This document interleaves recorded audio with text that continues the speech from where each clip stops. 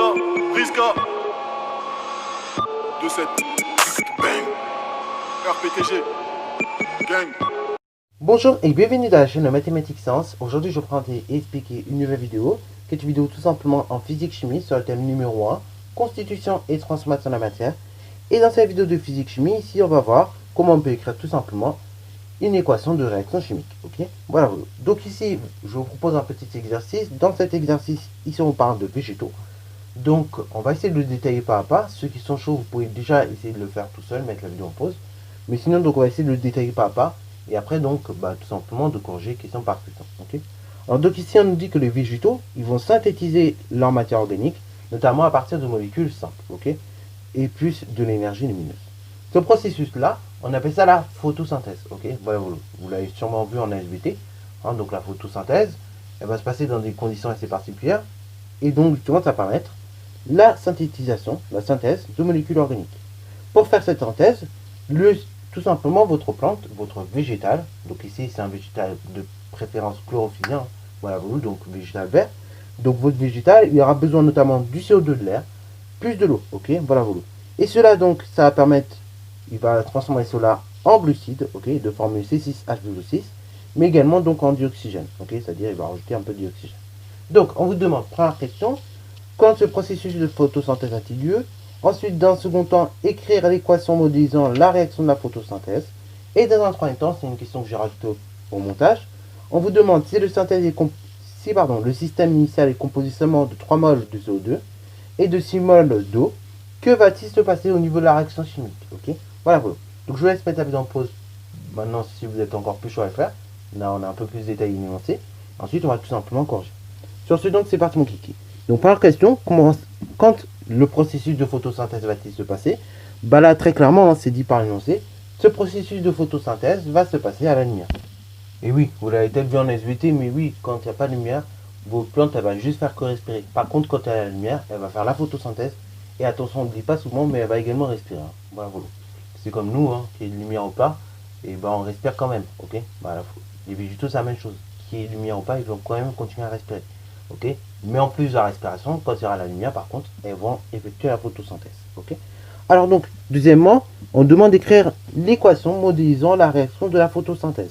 Donc on dit, pour faire cette photosynthèse, on a besoin de CO2, donc de l'air, plus d'eau, et cela va être transformé en glucides de formule C6H12O6, mais également en dioxygène. Ok, voilà, elle va rejeter du dioxygène.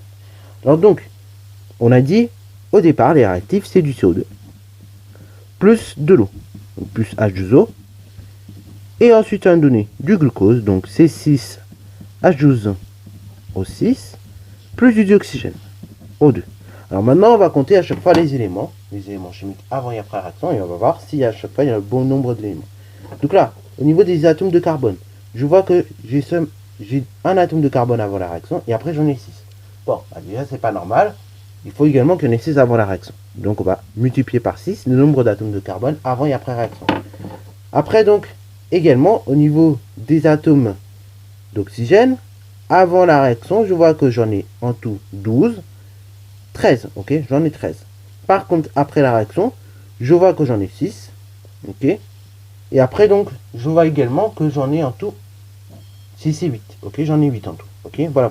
Alors bon, là pareil, j'en ai 8 pour le moment. 8 et 13. Donc là, vous voyez, c'est pas équilibré. Donc, là, ce que je vous conseille, c'était pas tout de suite d'aller équilibrer les oxygènes, mais d'équilibrer l'hydrogène. Ok, voilà. Donc là, l'hydrogène du part, j'en ai 12 après réaction. Et avant la réaction, par contre, j'en ai seulement 2. Donc là, pareil, je multiplie par 6 le nombre d'atomes d'hydrogène qui vont réagir ensemble.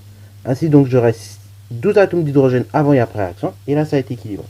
Maintenant, revenons donc à notre oxygène. Là, on en a 12 avant la réaction, ok, plus 6, ok, j'en ai 18 d'atomes d'oxygène avant réaction. Par contre, après la réaction, je vois que j'ai tout simplement 6 atomes d'oxygène, plus tout simplement également 2 atomes d'oxygène, ok. Donc là, pareil, il ne peut pas avoir juste 8 atomes d'oxygène qui vont réagir ensemble. En tout, il faudrait qu'il y en ait 18. Donc là, on a déjà 6. Là, il faudrait que ici, on puisse tout simplement rajouter 12, ok. Donc on va tout simplement multiplier pareil par 6 le nombre d'atomes d'oxygène qui vont réagir, ok.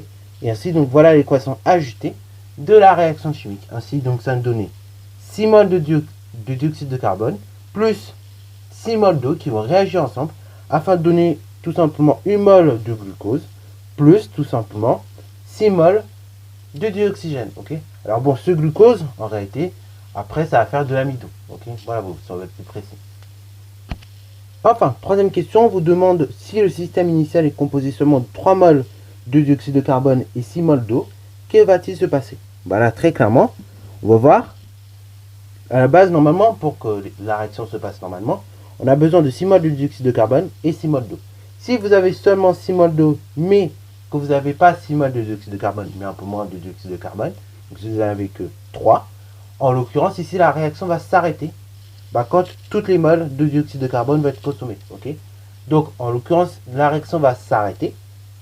Dans le cas où vous n'avez que 3 moles de dioxyde de carbone, la réaction va s'arrêter.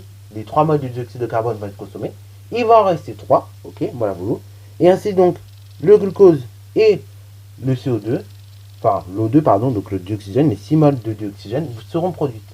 Et donc là, ici, tout simplement, comme le dioxyde de carbone s'arrêtait le premier réactif qui va s'arrêter de réagir et qui aura fait que toute la réaction après s'arrête, et bah dans ce cas-là, ici, le CO2 on le qualifiera de réactif limitant.